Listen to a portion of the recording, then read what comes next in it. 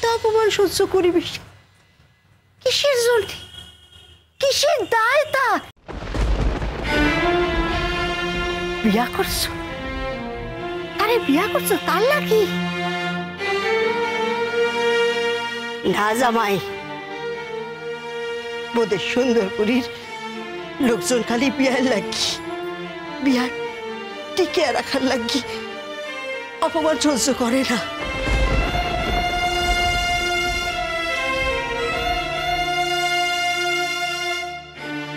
সুন্দরপুরীর মানুষদের অপমান জ্ঞান অনেকের চাইতে অনেক বেশি।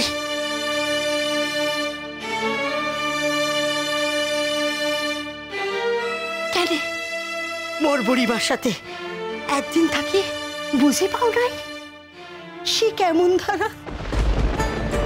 আপনার তিরস্কার আজ আমি মাথা পেতে নিলাম। আপনি যত খুশি আমাকে তিরস্কার করতে পারেন, আমার কিছু বলার জন্য নেই। কারণ আমি জানি যা করেছি সেটা আমার ভুল। একটা কথা বলুন তো, আপনার বন্ধু আপনাকে আমার কাছে আসতে দিল এই ভুলটা স্বীকার করার জন্য? কে বন্ধু? জানেন না নাকি ভুলে গেছেন? নাম মনে পড়ছে না কোনটা? এরকম বন্ধু আপনার? আপনি তার কেমন বন্ধু বলুন তো? ও আচ্ছা আচ্ছা, এখানে সবাই রয়েছে তাই সবার সামনে আপনি এই নামটা বোধহয় বলতে চাইছেন না, তাই না?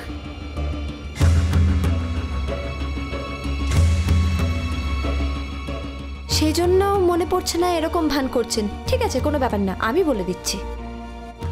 আমি রূপকথাদির কথা বলছি।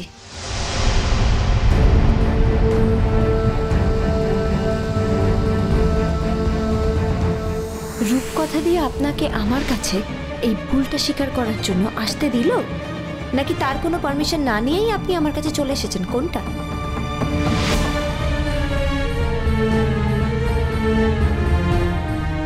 অপমানের শোধ কখন অপমান দিয়ে দেওয়া যায় না ইমন। আমি যদি তোমাকে 100 গুণ অপমান করে থাকি, তার বিনিময়ে তুমি আমাকে 1000 গুণ অপমান করে যাচ্ছ, তাও আমি সহ্য করলাম। ইমন, তুমি খুব ভালো করেই জানো আমি যখন জীবনে কোনো একটা সিদ্ধান্ত নিই বা কোনো একটা কাজ করব বলে ঠিক করি, পৃথিবীর অন্য কোনো মানুষ আমাকে সেই সিদ্ধান্ত থেকে সরিয়ে আনতে পারে না। পৃথিবীতে কারো সাধ্য নেই এই কাজটা থেকে আমার মন ফিরিয়ে আনতে পারে। তাই আমার এখানে আসার সময় রূপকথার অনুমতি নেওয়া বা না নেওয়া, বা তাকে বলে আসা বা না বলে আসা, এই কথাটা এখানে ওঠে না।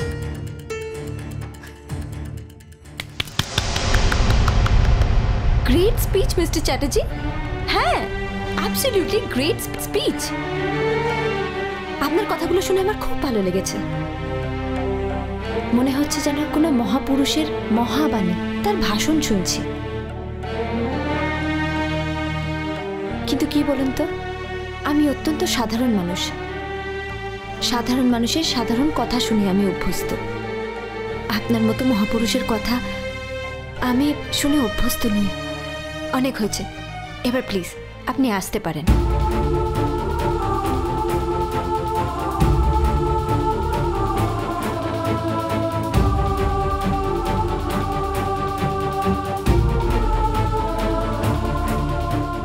তুমি আমার সঙ্গে যাবে না? না, এখনো বুঝতে পারেননি এটা? ইমন, আমি তোমাকে নিজেই ফিরিয়ে নিয়ে যেতে এসেছি। তো মাথা কিনে নিয়েছেন আমার? না, সেই কথা কি আমি একবারও বলেছি? দেখো ইমন, তুমি ওখান থেকে চলে এসছো, তোমার কলেজ কামাই হচ্ছে। আজও তোমার কলেজ কামাই হয়েছে। তোমার কলেজ কামাই করা উচিত নয় ইমন। চলো, ফিরে চলো। আপনার কি মনে হয় বলুন তো মিস্টার চ্যাটার্জি, আপনি আমাকে ঘাড় ধাক্কা দিয়ে নিজের বাড়ি থেকে বের করে দিয়েছেন বলে সেই দুঃখে আমি সুন্দরপুর ছেড়ে কখনো কলকাতায় যাব না, আমার কলেজের ক্লাস কামাই করব? মিস্টার চ্যাটার্জি, এতটা দুর্বল আপনি আমাকে প্লিজ মনে করবেন না। আমি এখানে এসেছি আমার বাপের টাকাগুলো নিতে।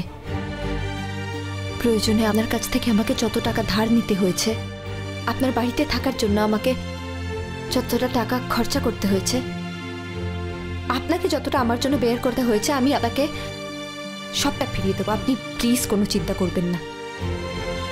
আমি কলেজে তো যাবই। ইনফ্যাক্ট কাল থেকে আমি আমার কলেজের ক্লাসও শুরু করব। হস্টেলে হয়তো আমি জায়গা পাবো না, আমি তো বিবাহিতা, আপনার সঙ্গে আমার বিয়ে হয়ে গেছে, তাই হয়তো হস্টেলে আমাকে থাকতে দেবে না। কিন্তু চিন্তা করবেন না, আমি আমার জন্য ঠিক কোনো একটা জায়গা ম্যানেজ করে নেব। আমি তোমাকে কথা দিচ্ছি ইমন, আমার বাড়ির কেউ আর কখনো তোমার সঙ্গে খারাপ ব্যবহার করবে না। বাড়ির সবার দায় আপনি একা নিচ্ছেন নাকি? নিজের একার দায়টা আপনি কখনো নিতে পেরেছেন যে বাড়ির সবার দায় আপনি নেবেন? আমি তোমাকে এটাও কথা দিচ্ছি যে আমি আর ভবিষ্যতে তোমাকে ভুল বুঝবো না।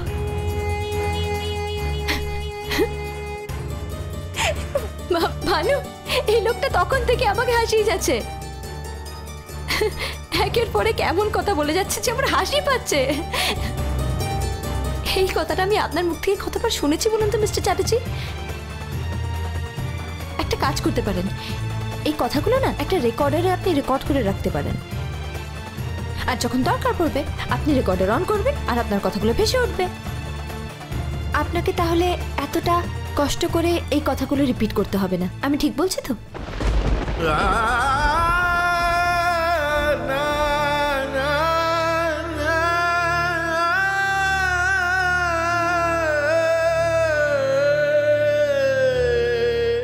আবার বলছি ইমন, ফিরে চলো।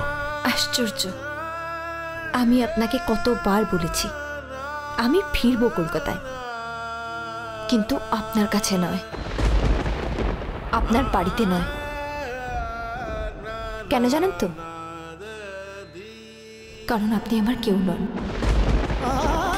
আপনার সঙ্গে আমার কোনো সম্পর্কই নেই। আপনার সঙ্গে তো আমার কোনোদিনও কোনো সম্পর্কই তৈরি হয়নি। আপনার বাড়ি ছেড়ে আমার চলে যাওয়ার কথা ছিল, আজ নয়তো কাল আমি ঠিক আপনার বাড়ি ছেড়ে চলেই যেতাম। হ্যাঁ, একটু বেশিই আগে বেরিয়ে গেছি আপনার বাড়ি থেকে, এছাড়া আর কোনো ডিফারেন্স নেই। মনে আছে মিস্টার চ্যাটার্জি, একদিন আপনি আমাকে কি বলেছিলেন? আমি নাকি আপনার বাড়িতে থাকতে থাকতে আপনার বাড়িটাকে ভালোবেসে ফেলবো। আমি জানি না আমি আপনার বাড়িটাকে কোনোদিনও ভালোবাসতে পারবো কিনা, ভালোবাসতে পারিনি, কিন্তু হ্যাঁ, আপনার বাড়ির কিছু কিছু লোককে আমি সত্যি খুব ভালোবেসে ফেলেছি।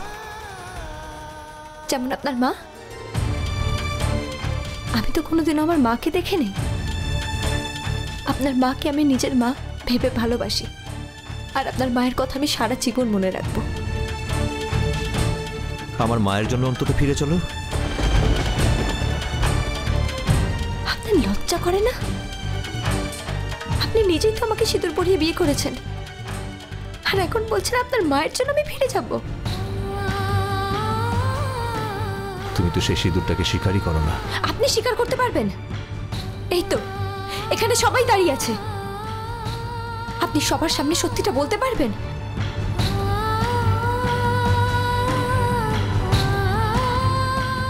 বলুন তো, মন থেকে আপনি আমাকে সিঁদুর পরিয়েছিলেন?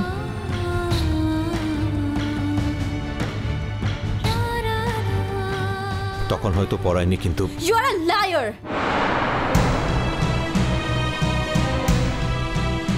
আপনি একজন মিথ্যেবাদী। সত্যিটা স্বীকার করার মতো সৎ সাহস আপনার নেই। আপনি না একজন পুলিশ অফিসার, সত্যির জন্য লড়াই করাটা আপনার কাজ, আর আপনি নিজের সত্যিটাকে স্বীকার করতে পারছেন। মিস্টার চ্যাটার্জি, আপনার সত্যিটাকে কিন্তু আমি অ্যাকসেপ্ট করতে পেরেছি, আপনার মিথ্যেটাকে আমি অ্যাকসেপ্ট করতে পারবো না। Are you sure? Yes, I'm sure.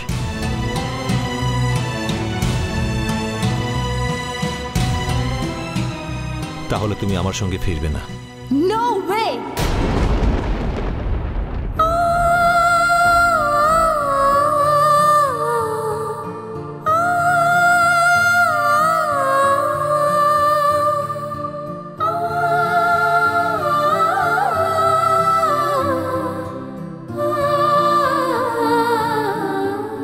ওকে, তাহলে আসি। কুসুম দোলা।